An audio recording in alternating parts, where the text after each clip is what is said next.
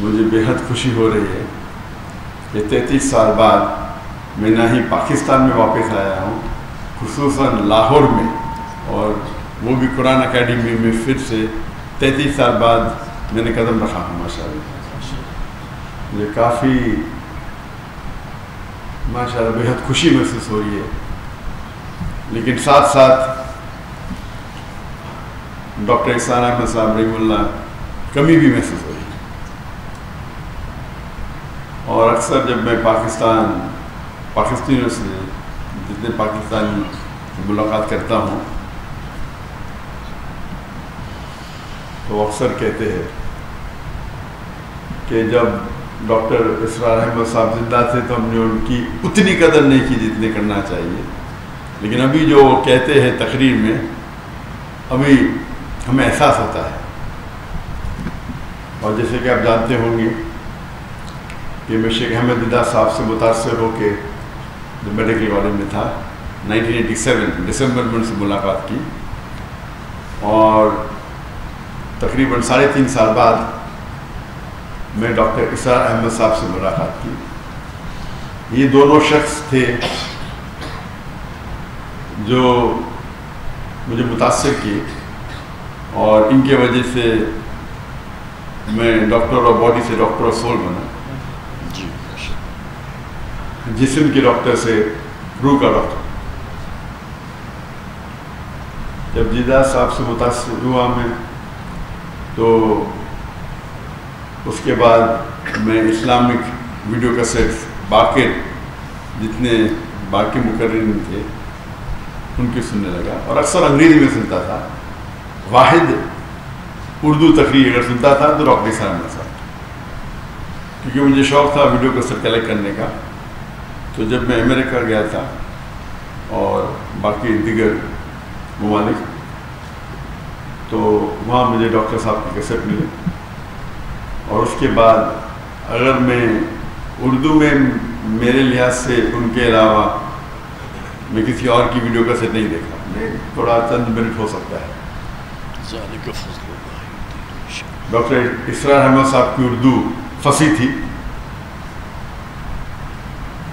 لیکن پھر بھی دل کو چھوتی تھی، اور میرا شوق رہا جب میں دیدہ صاحب سے متاثر ہوا، ایک شوق تھا کہ جتنے بھی علماء ہیں ان سے ملاقات کروں۔ تو شوق نے مجھے 1951 میں پاکستان لے گیا، اور 1991 میں قرآن اکیڈمی میں آیا اور ڈاکٹر احسان احمد صاحب سے ملا، اور جب انہوں نے مجھے پوچھا بیٹا پاکستان کیوں آئے، تو میں نے کہا کہ یہاں اسلامک ادارے ہے، آپ سے ملنے آیا، اور اسلامک ادارے کو دیکھنے کے ہے۔ تو انہوں نے کہا پاکستان میں ادارے تو بہت ملیں گے لیکن اسلام نہیں ملے گا، اور الحمدللہ جو میں متاثر ہوا ڈاکٹر احسان احمد صاحب کی سادگی کے ساتھ، جو سمپلسٹی۔ تقریر کے پہلے کہنا چاہتا ہوں کہ آپ جانتے ہیں کہ میری تعلیم انگریزی میں ہوئی ہے، تو اور اردو پہ مہارت نہیں ہے، تو ظاہر ہے کہ اگر اس میں کچھ غلطیاں ہوں گی تو اسے آپ نظر انداز کریں، اور خصوصاً آپ ڈاکٹر احسان احمد صاحب رحمہ اللہ کو سنتے ہیں تو میری اردو تو ایک دم اپوزٹ، ایکسٹریم۔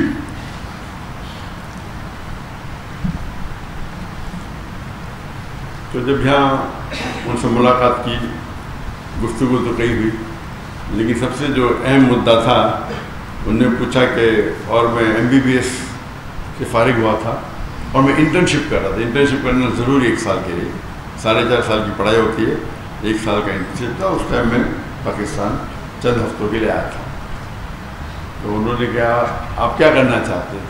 تو میں نے کہا کہ میں سرجن بننا چاہتا ہوں، اور کیا، میں نے دائی دونوں ساتھ میں کروں گا، سرجن بھی بولوں گا دائی بھی کروں گا۔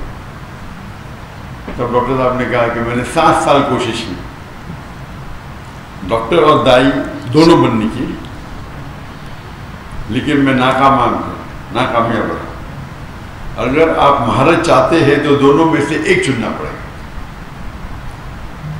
اور وہ ایک نصیحت تھی جو ہو سکتا ہے میری زندگی کو بدل دی. اور جب میں واپس گیا، جب میں والدین سے کہا، پہلے ارادہ تھا کہ جب میں ماسٹرز کروں گا سرجری میں تو ہفتے میں آدھا دن چھٹی ملتی ہے، 24 آورز آپ کو ہاسپٹل میں رہنا چاہیے.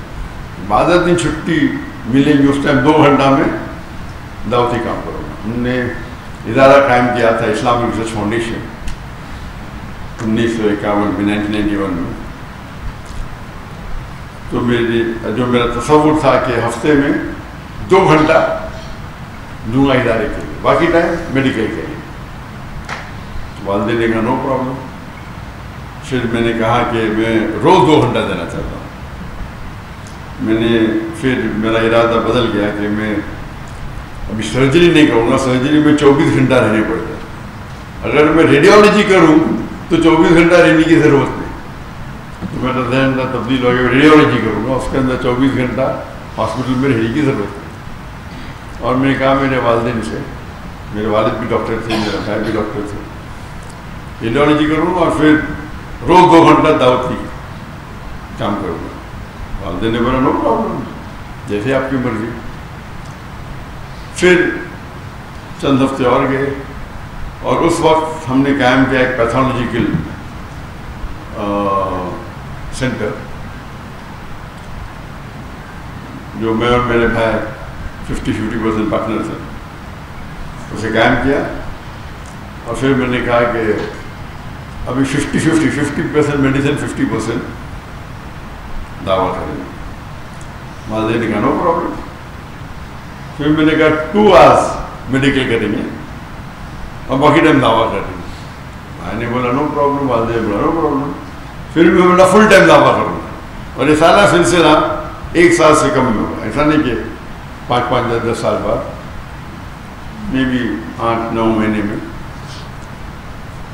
اور میرے بھائی نے کہا مجھ سے کہ آپ زندگی وقف کرو، آپ 50% پارٹنر ہے، آپ کو آنے کی ضرورت نہیں، 50% آپ کو شیئر مل جائے گی. میں نے کہا نہیں بھی دے چلے گا. یہ بھائی نے کہا 50% مل جائے گی. تو وہاں سے سلسلہ شروع ہوا.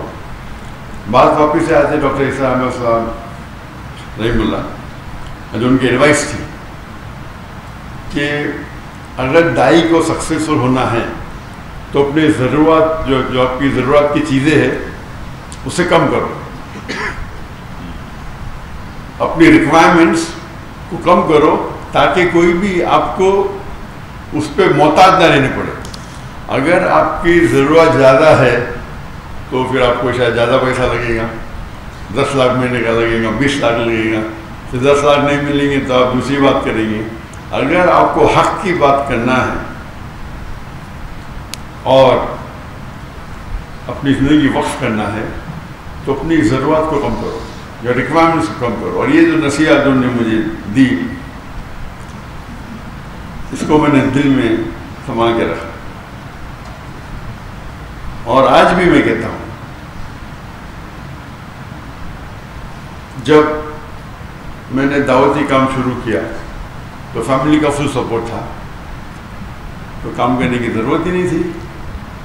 لیکن پھر بھی مجھے کئی شوق ہے، تو تقریباً میں دن میں ایوریج 14 سے 15 گھنٹہ دعوتی کام کرتا تھا. یہ میں بات کر رہا ہوں مینج کی بات. جب شادی کے پہلے میں تقریباً